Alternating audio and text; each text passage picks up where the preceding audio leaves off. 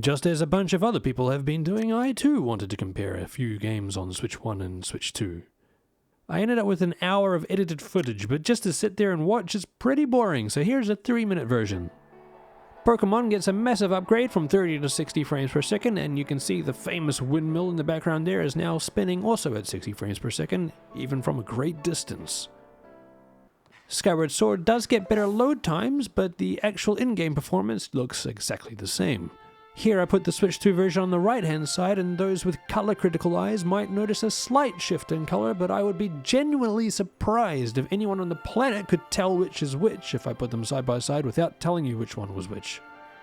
A lot of third-party games that have not received any specific Switch 2 patches have been getting much better frame rates just due to the Switch 2's brute force raw performance.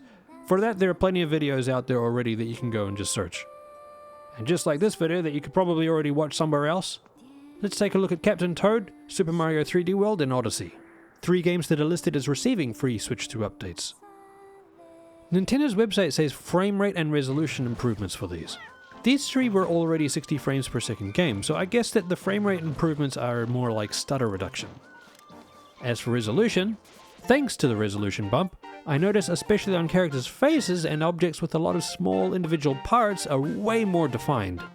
In case you're viewing on a phone, here at 400% you can see Toad looks so much better on Switch 2. Or take a look at the drum kit, the logo on the kick drum or the curtain behind it. The difference is impressive. This also translates to some scenes just looking a lot more solid as well, like the buildings in the background during the slow camera pan doesn't have so much of a bad staircase effect going on thanks to the resolution bump. Textures with fine lines like the bricks in the distance here look a lot better on Switch 2. However, I think maybe because of the additional resolution, the maths involved in the depth of field makes it actually less pronounced on the Switch 2. One thing that I couldn't capture though is HDR. For some reason, my Ninja recorder just won't accept Switch 2's HDR output. On my actual TV, highlights stand out more on Switch 2. HDR combined with the additional resolution really does make you feel like you're playing these games on the new system.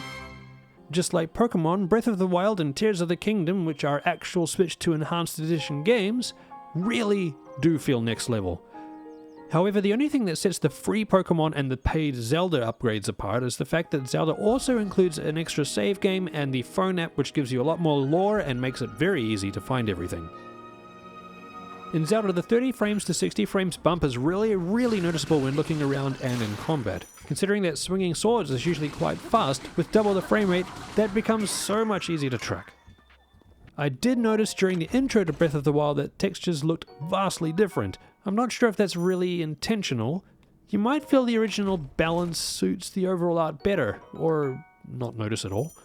I just wish that Breath of the Wild would patch the Pro HUD mode, like Tears of the Kingdom, and not permanently show the hearts at the top left.